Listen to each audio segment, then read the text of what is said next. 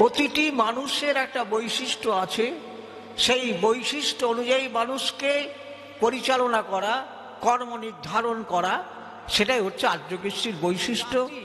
মনুষ্য জাতি ভারতীয় বংশোদ্ভূত জাতি, আমরা হচ্ছে আর্য জাতি।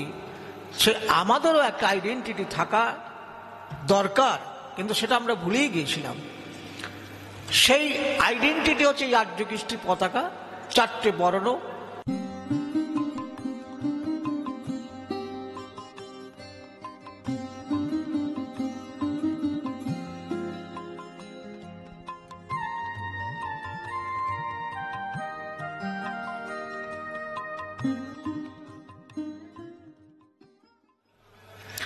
আমরা যারা শ্রী শ্রী ঠাকুর অনুকূলচন্দ্রের দীক্ষা গ্রহণ করেছি,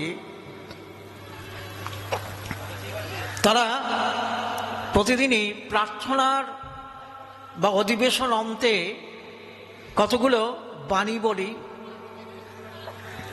আর্যস্থান পিতৃস্থান উচ্চ সবার পূর্যমান, অমর রহুক আর্যবাদ, জাগুক উঠুক আর্যজাত।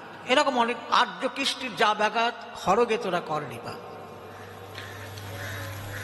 এই যে মতগুলো স্মরণ করিয়ে দেয় যে আমাদের এই ভারতবর্ষকে বলা হয় আর্য ভারতবর্ষ, আর ভারতবর্ষের পূর্ববর্তী নাম ছিল আর্যাবর্ত, তারও পূর্বে নাম ছিল জম্বুদ্বীপ।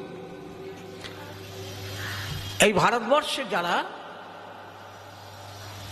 যখন এই বিধৃত সমাজ ব্যবস্থা, বিন্যস্ত সমাজ ব্যবস্থা প্রচলন করেছিলেন যে ঋষিরা, সেই সমাজ ব্যবস্থাটাকে একটা বর্ণাশ্রম অনুগ সমাজ ব্যবস্থা করেছিলেন, যেটা শ্রীমদ্ ভাগবত গীতাতে আমরা পাই। তা হচ্ছে গুণ কর্ম বিভাগস, গুণ এবং কর্ম অনুযায়ী মানুষকে চিহ্নিত করা হয়েছিল এবং চারটে বর্ণে তাদের অভিষিক্ত করা হয়েছিল। তার মানে অনার্য হিসেবে যারা ছিলেন তাদেরও আর্য কৃষ্টির অন্তর্ভুক্ত করা হয়েছিল। যারা সদাচার মেনে চলত, ঈশ্বর এক অদ্বিতীয় এই ভাবটা মেনে চলত, যারা জীবিকা নির্বাহ করত গুণ এবং কর্ম অনুসারে, কারোর বৃত্তি হরণ করত না, মানুষকে অযথা পীড়িত করত না, এই গুণ এবং কর্ম যারা মেনে চলতেন তাদেরই আর্য নামে অভিষিক্ত করা হয়েছিল। অর্থাৎ এটা গুণবাচক। পরবর্তীকালে সেই গুণ এবং কর্মকে যারা গ্রহণ করেছেন একটা স্বীকৃতির মাধ্যমে, তাদেরই আর্য জাতিভুক্ত করা হয়েছিল। যার জন্য ঠাকুর অনুকূলচন্দ্র এই বৃহত্তর ভারতীয় সমাজ, আর্য সমাজকে, এখানে যারা দলিত তথাকথিতভাবে যাদের আমরা উপজাতি বলি, তাদের সবাইকে এই আর্য জাতিভুক্ত করার জন্য একটা বাণী দিয়ে বলছেন, মঙ্গলীয় নিগ্র যারা দ্রাবিড়ী কোল ম্লেচ্ছাবধি, আর্যীকৃত হলেই তারা আর্যদেরই সুসন্ততি। অর্থাৎ যারা মঙ্গোলিয়ান নিগ্র তথাকথিতভাবে যাদের আমরা অনেকে দলিত বলে থাকি, ঠাকুর অনুকূলচন্দ্র তাদের এই দীক্ষার মাধ্যমে, সব দীক্ষার মাধ্যমে আর্যীকৃত করে আর্য কৃষ্টির অনুগত করে তুললেন। এত বড় একটা মহান বিপ্লব তিনি আনলেন। এখানে কেউ ছোট নয়, কেউ বড় নয়। আর তারই একটা চিহ্ন স্বরূপ যে পতাকা, সে আর্য কৃষ্টি পতাকা ঠাকুর নির্ধারিত করে দিয়েছেন, তার নির্বাচন করেছেন। এবং ভারতবর্ষে একসময় চতুর্বর্ণ, চারটে বর্ণ, ব্রাহ্মণ ক্ষত্রিয় বৈশ্য শূদ্র, এই চারটে বর্ণকে বেদে বলা হয়েছে এটা একটা শরীরের অংশ বিশেষ, মনুষ্য দেহের অংশ বিশেষ হচ্ছে এই চতুর্বর্ণ। মস্তক যেটা, সেই মস্তকটাকে বৃক্ষের সাথে তুলনা করা হয়েছে। আর বাহু যে দেহটাকে আগলে রাখে, সমস্ত বিপদ থেকে ত্রাণ করে, ক্ষত থেকে ত্রাণ করে, তা ক্ষত্রিয়র সাথে তুলনা করা হয়েছে। আর সেই বর্ণটা এখানে দেওয়া হয়েছে রক্তবর্ণ, লাল বর্ণ। আর হচ্ছে উদর, আমরা বেঁচে থাকতে গেলে খেতে হয়, সেই খাবার জন্য যে উদর আছে সেই উদরের খাবার রক্ষা করেন বৈশ্য শ্রেণী। সেই বৈশ্যকে জঙ্ঘার সাথে তুলনা করা হয়েছে। আর সমগ্র দেহটাকে পরিচালনা করে চালিয়ে নিয়ে বেড়ায় চরণ যুগল, পদযুগল। সেই পদযুগলকে শূদ্রের সাথে তুলনা করা হয়েছে। তাহলে এখানে কিন্তু কেউ ছোট নয়, কেউ বড় নয়। এই চারটি বর্ণ এইভাবে নির্ধারিত করা হয়েছে। এটা একটা চিহ্ন, স্মারক চিহ্ন। আর সেই একটা জাতির যদি স্মারক চিহ্ন না থাকে তাহলে সেই জাতির কিন্তু কোনো রক্ষণশীলতা থাকে না। যেমন যে কোনো রাজনৈতিক দলের একটা পতাকা থাকে, সে পতাকাকে প্রতিটি রাজনৈতিক দল সম্মান করে, তেমনি আমরা যে জাতি, মনুষ্য জাতি, ভারতীয় বংশোদ্ভূত জাতি, আমরা হচ্ছে আর্য জাতি, সে আমাদেরও একটা আইডেন্টিটি থাকা দরকার, কিন্তু সেটা আমরা ভুলেই গিয়েছিলাম। সেই আইডেন্টিটি হচ্ছে এই আর্য কৃষ্টি পতাকা, চারটে বর্ণ। চারটে বর্ণের মধ্যে শ্রী ঠাকুর বলেছিলেন মাঝখানে একটা শ্রীকৃষ্ণের হাত থাকবে, সেই হাতে সুদর্শন চক্র থাকবে। এই পতাকার মধ্যে এটা হবে জাতীয় পতাকা, সমগ্র আর্য জাতির পতাকা। মাঝখানে থাকবে শ্রীকৃষ্ণের একটা হাত, আর শ্রীকৃষ্ণের হাতে সেই এক সুদর্শন চক্র থাকবে।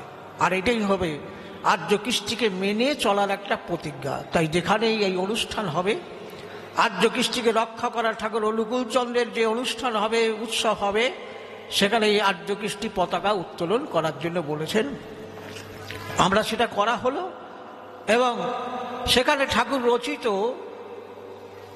আর্য ভারতবর্ষ সঙ্গীত এখানে পরিবেশিত হলো। তা আমাদের যারা জীবনকে ভালোবাসেন, সেই জীবনকে ভালোবাসতে গেলে আর্য কৃষ্টিকে রক্ষা করতে হবে। এখানে কেউ ছোট নয়। ঠাকুর বলছেন শূদ্রই তো জাতির চাকা, বৈশ্য যোগায় দেশের টাকা, ক্ষত্রিয়রা রাজার জাত, সবার পূরণ বিপ্রধাত। এই যে একটা সমন্বয়, তাহলে আমরা পাকে দিয়ে যদি মাথার কাজ করাই তাহলে মাথা কি ঠিক থাকবে? আবার মাথাকে দিয়ে যদি পায়ের কাজ করাই পাও ঠিক থাকবে না। তাহলে প্রতিটি মানুষের একটা বৈশিষ্ট্য আছে, সেই বৈশিষ্ট্য অনুযায়ী মানুষকে পরিচালনা করা, কর্ম নির্ধারণ করা, সেটাই হচ্ছে আর্য কৃষ্টির বৈশিষ্ট্য। আমরা এই সকালবেলা প্রার্থনা মন্ত্রে সে কথাগুলো বলেছিলাম। আর্য কৃষ্টি তরিজ ধ্বনি তো পল্লী নিকেতনম, আর্য কৃষ্টি তরিজ ধ্বনি তো পল্লী নিকেতনম, অর্থাৎ পল্লীর নিকেতনে নিকেতনে এই আর্য কৃষ্টির কথা ঘোষিত হবে।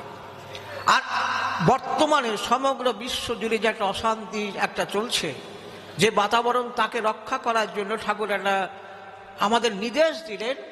সে পাশ্চাত্য এবং পাশ্চাত্য, প্রাচ্য প্রতিশ্ব নিয়ন্ত্রণে বর্ণাশ্রমানুশাসকম আর্য চিরায়ণম। আর্য কৃষ্টির এই যে কথা, বর্ণাশ্রম, চতুরাশ্রম, দশবিধ সংস্কার, সেগুলো যদি আমরা সঠিকভাবে মেনে চলতে পারি তাহলে এই প্রাচ্য এবং পাশ্চাত্যকে নিয়ন্ত্রণ করা সম্ভব হবে। আর এর জন্য এই আর্য কৃষ্টির ঘোষণা, আর্য কৃষ্টির পতাকার মাধ্যমে সকলের এই ব্যক্তিগত জীবনটাকে, অর্থাৎ আমাদের বর্ণ অনুযায়ী যে চলা, সেই চলাটাকে সঠিক পথে পরিচালিত করতে হবে। ঠাকুর অনুকূলচন্দ্র তাই আমাদের পঞ্চর্বহী দিলেন। পঞ্চর্বহী হচ্ছে আর্য কৃষ্টির মূল স্তম্ভ। একমেবা দ্বিতীয়াম শরণম, আর্য কৃষ্টির প্রথম কথা। পরিবেশামা পুরোই তার প্রবুদ্ধং ঋষায় শরণম, যে ঋষিদের ভারতবর্ষ, সেই ঋষিকে স্মরণ করতে হবে। তাদের বর্তমান বর্তমান পিতর শরণম, তাদের বার্তাবহ আমাদের গোত্র পিতা যারা, তাদের স্মরণ করতে হবে। বর্ণাশ্রমানুগ শরণম, এই যে পাঁচটা নীতি দিলেন পঞ্চর্বহীর মাধ্যমে, সদাচার, বর্ণাশ্রম মেনে চলা, এই নীতিগুলো হচ্ছে আর্য কৃষ্টির মূল কথা। আর সেগুলো প্রত্যেকে যদি আমরা মেনে চলতে পারি, আমাদের ব্যক্তি জীবন যেমন নির্মাণ হবে, পরিবার জীবন নির্মাণ হবে, একটা গৃহজীবন ঠিক থাকবে, তারপরে একটা সুন্দর সমাজ গড়ে উঠবে। ঠাকুর অনুকূলচন্দ্র এইভাবে ব্যক্তি নির্মাণের কথা বললেন। ব্যক্তি, দম্পতি, গৃহ, সমাজ, রাষ্ট্র ধারণ। এই যে স্তম্ভ করে দিলেন। আর সেটা বাদ দিয়ে কিন্তু আমরা একটা রাষ্ট্রকে সঠিকভাবে পরিচালনা করতে পারবো না, কারণ এত মহানগর সৃষ্টি হয়েছে, কিন্তু মহান নাগরিক সঠিকভাবে সৃষ্টি হয়নি বলেই আজকে এত অশান্তি, চারিদিকে একটা বিশৃঙ্খল অবস্থা চলছে, এত হিংসা চলছে। তাকে নিরোধ করতে গেলে ভারতবর্ষের যে ঐতিহ্য, ভারতবর্ষের ঐতিহ্য আর্য কৃষ্টি, বর্ণাশ্রম, দশবিধ সংস্কার, সেই পথে আমাদের চলতে হবে। আর সেই পথে চলার জন্যই কিন্তু এই উৎসবের আয়োজন। আর সেই উৎসব থেকে সেই বার্তা আপনাদের সকলের কাছে নিবেদন করলাম। আপনারা সকলে ভালো থাকবেন, সবাই আমার প্রণাম নেবেন। জয় গুরু, বন্দে পুরুষোত্তম।